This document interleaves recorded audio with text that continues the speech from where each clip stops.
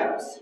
Sometimes you love them, sometimes you hate them, but you always should be doing them. Because where else can you meet thousands of people, speak to them one-on-one, face-to-face, sell your products, brand your company, all in one place, probably all within a few days? If you don't think trade shows are valuable, check out these statistics.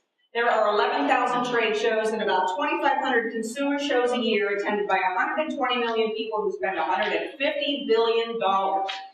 The Center for Exhibition Industry Research says you will reach 7 times more qualified prospects at a trade show compared to any other form of advertising, marketing, phone calls, field sales, and those leads are going to cost you 56% less to close than a field sales lead. Now today I'm going to teach you the 5 key strategies that are going to turn your booth into a powerful profit center. So turn your handouts, and maybe you can tell me how many of you have ever exhibited in a trade show? How many of you are thinking about exhibiting in a trade show for the first time? Okay, but whether you're a first timer or you have done 50 trade shows, preparation is the key. The first thing you want to know about is preparation, because let's face it, you can never be too prepared.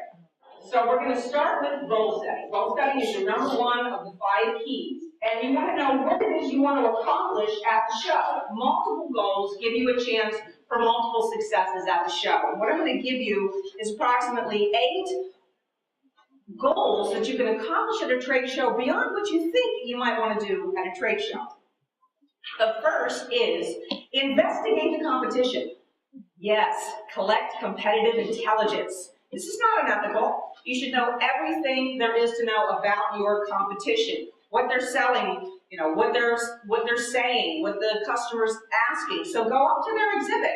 You don't have to go into their booth, but listen and learn and observe what their exhibit looks like, what their salespeople are saying, and what the customer's asking about the products. And then you can take that competitive intelligence and share that with your staff and probably learn some tidbits that you know about your competition. Next is build your brand. You're going to be seen by thousands of people. People buy from people they like and trust, right? But also from people like them. Birds of a feather flock together. So what you want to do is find a unique way to connect with your prospects, your clients, your customers, beyond trying to sell them something. So I recommend first to connect with business. Is there a way that you can show them any certifications? Can you share with them business awards? Publicity your company has had. Can you display that at your booth? How about client testimonials? I always have a portfolio of photographs of the exhibits I've sold, the testimonial letter from the customer right next to it. Those are extremely valuable connecting on a business side. But how do I connect with them on a personal level? Do you do any charity work? Does a percentage of the sales of your products or services go towards a charity? How about community involvement? Do you support your son's Little League team or sponsor your daughter's dance troupe? What about your hobbies? Do you fly fish, skydive, golf? Got pets? I have a financial planner that's a client of mine who bought an exhibit from me, and every show he goes to, he has a framed photograph of himself, his wife, and his Labrador Retriever right at the table. He tells me so many times people come up and talk about that dog. They love Labradors. They have a Labrador. They're thinking about getting a puppy. So the conversation begins about the dog and ends up about financial planning. But he's not only gained a customer, he's actually gained a new friend. So build your brand. Next, network. Seems logical, right?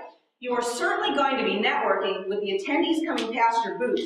But how about network at many other opportunities within the event or your speaking engagement or wherever you're at that are going to connect with people beyond the sales platform, which is at your booth.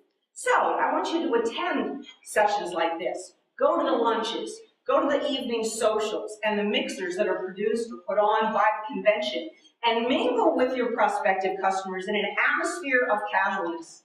You'll get more opportunity for them to open up. They'll get a little chance to get to know you more as a person as opposed to a salesperson trying to sell them something. Oh, and don't forget to network with the other exhibitors. Now, when there's hundreds of exhibitors in a show floor, many of them are stuck in their booth. A lot of us are one-man bands, so we can't get out and go out to the other exhibitors. But your exhibitors have valuable information and resources for you. If you find an exhibitor that sells a product to your target audience, how about ask them if they know any trade shows they're exhibiting in that are really great that maybe you don't know about.